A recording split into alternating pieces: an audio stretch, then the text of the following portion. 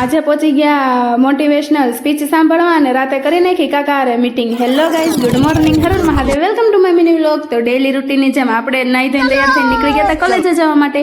ત્યાં જઈને ખબર પડી કે આજે તો મોટિવેશનલ સ્પીચ આપવા આવવાના છે. તો આમ તો આપણને ક્લાસ અટેન્ડ કરવામાં કંટાળો આવતો ગાઈઝ. તો જો આપણે નીકળી ગયા હતા સ્પીચ સાંભળવા માટે. થોડી વાર થઈને આપણે સેમિનાર હોલમાં પહોંચી ગયા હતા અને જો બધું પબ્લિક આવી ગયું હતું ગાઈઝ. તો આપણે આગળ બેઠા હતા. વધારે મોટિવેશન મળે ને એટલે જો મહેમાન આવી ગયા હતા અને એક સ્પીચ પૂરી કરી નાખીને જો મહેમાનને બાય બાય કરીને આપણે આવી ગયા હતા ક્લાસમાં જોઈને તો કોઈ નહોતું આવ્યું ગાઈઝ. બધાએ બંક માર્યો હતા. આપણે કે ને ટોપર છે, આપણે બંક મારી દીધો અને પચ્ચર બંક મારીને ક્લાસમાં આવ્યા અને ક્લાસમાં આવીને જો આપણે નાસ્તા પાણી ચાલુ કરી દીધું. ભૂખ્યું ન રહેવાય ગાઈઝ. પછી જો 2 લેક્ચર અટેન્ડ કરીને રજા પડી ગઈ એટલે આપણે નીકળી ગયા હોસ્ટેલે જવા માટે.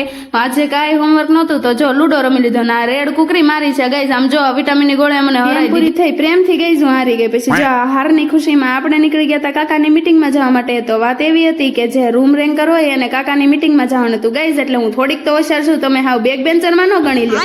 અને પછી જો આપણી ફ્રેન્ડ વારે પહોંચી ગયા હતા મીટિંગમાં. તો ફાઇનલી જો કાકાની એન્ટ્રી થઈ ગઈ હતી. થોડીક ડિસ્કશન કરી નાખ્યું અને પૂરી કરીને પછી આપણે નીકળી ગયા હતા હોસ્ટેલે જવા માટે. કાલ વાલી મીટિંગ છે એની તૈયારી કરવાની છે ગાઈઝ. તો જો તમને મારો વિડીયો ગમે લાઈક શેર અને સબસ્ક્રાઇબ કરવાનું ભૂલી ન જતા. આજનો સનસેટ વિથ કેટ લેવાનો નહીં તો આવો તો કઈ રાતનો વ્યૂ. હવે મળીએ નવા વ્લોગમાં. ત્યાં સુધી બાય બાય.